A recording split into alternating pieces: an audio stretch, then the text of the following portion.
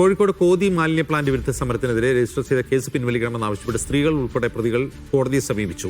പ്ലാന്റിനായുള്ള പദ്ധതി ഉപേക്ഷിച്ചെങ്കിലും കേസ് ഇതുവരെ പിൻവലിച്ചിട്ടില്ലെന്ന് കോഴിക്കോട് പോക്സോ കോടതിയിൽ നൽകിയ ഹർജിയിൽ പറയുന്നു. സമരത്തിൽ കുട്ടികളെ പങ്കെടുപ്പിച്ചു എന്നാണ് സ്ത്രീകൾക്കെതിരെയുള്ള കേസ്. മുഹമ്മദ് അസ്ലം വിവരങ്ങളുമായി ചേരുന്നു. അസ്ലം, ഇത് എത്ര വർഷം മുമ്പുള്ള കേസാണ്?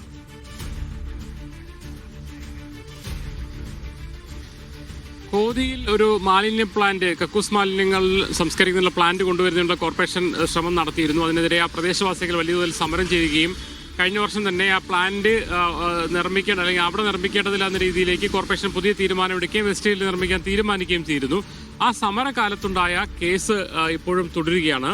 ഇപ്പോൾ ഇന്ന് കോടതി പരിഗണിച്ചത് 41 പേരുടെ കേസാണ്, സ്ത്രീകളടക്കമുള്ള ആൾക്കാരുടെ കേസാണ്. ആ സമരത്തിന്റെ ഭാഗമായി കുട്ടികളെ പങ്കെടുപ്പിച്ചു എന്നതിന് പോക്സോ വകുപ്പ് അടക്കം ചുമത്തിക്കൊണ്ടാണ് ഇവർക്കെതിരെ കേസെടുത്തിരിക്കുന്നത്. ഇന്നും 41 പേരും ഹാജരായെങ്കിലും കേസ് മാറ്റിവെക്കുകയാണ് ചെയ്തത്.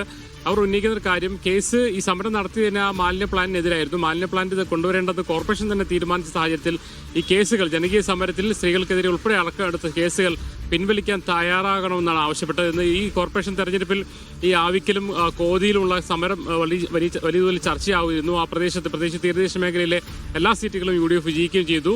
ഇന്ന് ഈ പ്രദേശത്ത് വിജയിച്ച മുഖദാർ വാർഡിൽ നിന്ന് വിജയിച്ച TP ജിഷാന്റെ നേതൃത്വത്തിലാണ് മുഴുവൻ സമരക്കാരും ഒരുമിച്ച് ഒരു വാഹനത്തിൽ വരികയും കോടതിയിൽ നിന്ന് പോവുകയും ചെയ്തു. ജിഷാൻ ആവശ്യപ്പെട്ട കാര്യം മുഖ്യമന്ത്രി കണ്ടുകൊണ്ട് ഈ കേസുകൾ പിൻവലിക്കണം എന്ന കാര്യം, ഈ ജനകീയ സമരത്തിനെതിരായ കേസുകൾ പിൻവലിക്കുന്ന കാര്യം ആവശ്യപ്പെടും. എന്തായാലും കേസ് ഇന്ന് പരിഗണിച്ചെങ്കിലും ഫെബ്രുവരി 2 മാറ്റിവെക്കുകയാണ് ചെയ്തിരിക്കുന്നത്.